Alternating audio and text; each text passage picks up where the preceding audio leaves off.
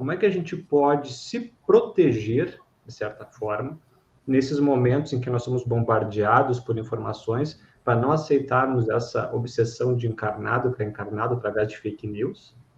Como o trabalhador espírita também pode se proteger para não cair em fake news e não compartilhar, criando embaraços dentro do movimento espírita?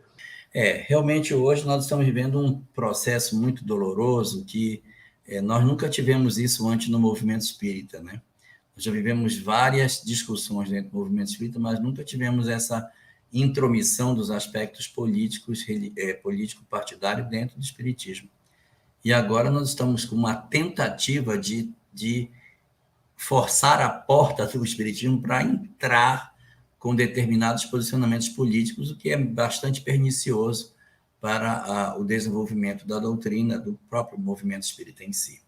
Então, a gente precisa manter uma isenção. Pronto. Vamos ler aí o que diz a questão 841. Eu acho que você lê melhor aí para nós, William. Lê para a gente a 841 a pergunta. Tá. Para respeitar a liberdade de consciência, dever-se-á deixar que se propaguem doutrinas perniciosas ou poder-se-á, sem atentar contra aquela liberdade, procurar trazer ao caminho da verdade os que se transviaram obedecendo a falsos princípios? Ok. O que ele está perguntando é o seguinte: uma pessoa pegou um caminho equivocado. Respeitando a liberdade de consciência, eu deixo ou eu interfiro no caminho errado que ele pegou? O que é o certo fazer?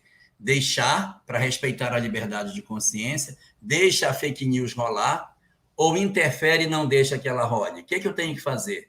Olha a resposta. Certamente que podeis e até deveis, mas ensinai, a exemplo de Jesus, servindo-vos da brandura e da persuasão, e não da força, o que seria pior do que a crença daquele a quem desejaríeis convencer. Se alguma coisa se pode impor, é o bem e a fraternidade, mas não cremos que o melhor meio de fazê-los admitidos seja obrar com violência. A convicção não se impõe. O que ele está dizendo? Que se uma pessoa tem uma postura que a gente considera que é equivocada, nós não só podemos, mas devemos fazer algo para evitar com que essa pessoa se perca. Mas, usando sempre da brandura e da persuasão e não da violência, não se agride pessoas, não se rompe amizade, não se briga com os outros. O nosso papel é de trabalhar em cima daquilo que o bem nos propõe. Não, nada justifica que a gente use as armas do mal para defender o bem. O bem não pode se contaminar com as propostas do mal. Então, não será, evidentemente, através de um processo de violência, de exclusão, de briga, de discussão, que nós vamos promover efetivamente a nossa transformação nesse sentido. William, localiza para mim o último parágrafo da conclusão. Lá no final, lá na conclusão, tem o último parágrafo, traz para nós. Então, dentro disso, Guilherme, o nosso papel deve ser o de alertarmos as pessoas sem que necessariamente a gente tenha que atacar os outros. Agora, isso que eu estou falando de isenção é para o movimento espírita, mas o espírita, enquanto pessoa, se ele sentir pendor político, os espíritos são plenamente livres para escolherem a visão política que eles quiserem, contanto que eles, onde estiverem, não se corrompam pelo ódio e não se corrompam com dinheiro público. Se a pessoa pode contribuir nesse ambiente com essa visão, que ela possa fazer para que o mundo seja melhor a partir da interferência dele. Leia lá depois do ponto na última linha. Jamais os bons espíritos foram os instigadores do mal. Jamais os bons espíritos foram instigadores do mal. Então, se tem alguém estimulando, agredir, ofender, não está inspirado pelos bons espíritos. Continue. Jamais aconselharam ou legitimaram o assassínio e a violência. Ok. No assassínio pode colocar o aborto e a pena de morte. O aborto, uma pauta muito típica de linhas da esquerda, e a pena de morte, uma pauta muito típica de linhas da direita. Então, nunca defenderam o assassínio, em qualquer das expressões.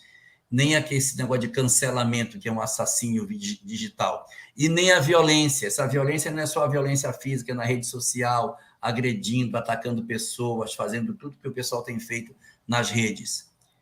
Próximo. Jamais estimularam os ódios dos partidos, nem a sede das riquezas. Jamais estimularam o ódio dos partidos. Essa frase eu acho que foi feita para o Brasil, quando eles estavam produzindo o livro. Santo Agostinho disse, não, pera, eu vou colocar mais um parágrafo só para fechar a obra. Aí, olha lá, jamais estimularam os ódios dos partidos. Então, se tem alguém estimulando o ódio, não são os bons espíritos. Se alguém está com ódio de outra pessoa, não é estimulado por um bom espírito. Se tem esse tipo de postura, é um outro tipo de espírito que está fazendo isso porque o interesse deles é ódio, briguem. Então, na verdade, o ódio dos partidos é estimulado pelos obsessores, porque esse é o partido deles. O partido deles é com que a gente se odeie, e nós não podemos permitir isso. Olha, para fechar agora, que mais que os bons espíritos nunca fizeram? Nem a sede das riquezas e das honras, nem a avidez dos bens da terra. Se alguém está interessado nas riquezas, nas honras, no orgulho, na vaidade, na avidez dos bens da terra, não está a serviço do bem. E para concluir, agora quero saber quem são os bons. Quem são os que verdadeiramente estão alinhados com propósitos superiores? Pode falar agora. Os que são bons, humanitários e benevolentes para com todos, esses os seus prediletos e prediletos de Jesus, porque seguem a estrada que este lhes indicou para chegarem até ele. Santo Agostinho.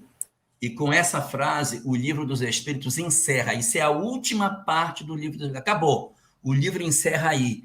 Então, se eu quero saber se eu estou correto, verifique se eu sou humanitário, se eu sou bom, se eu sou benevolente. Se eu estou agredindo pessoas, eu não estou a serviço do bem. Não interessa a ideologia que eu defenda. Agrediu, perdeu razão.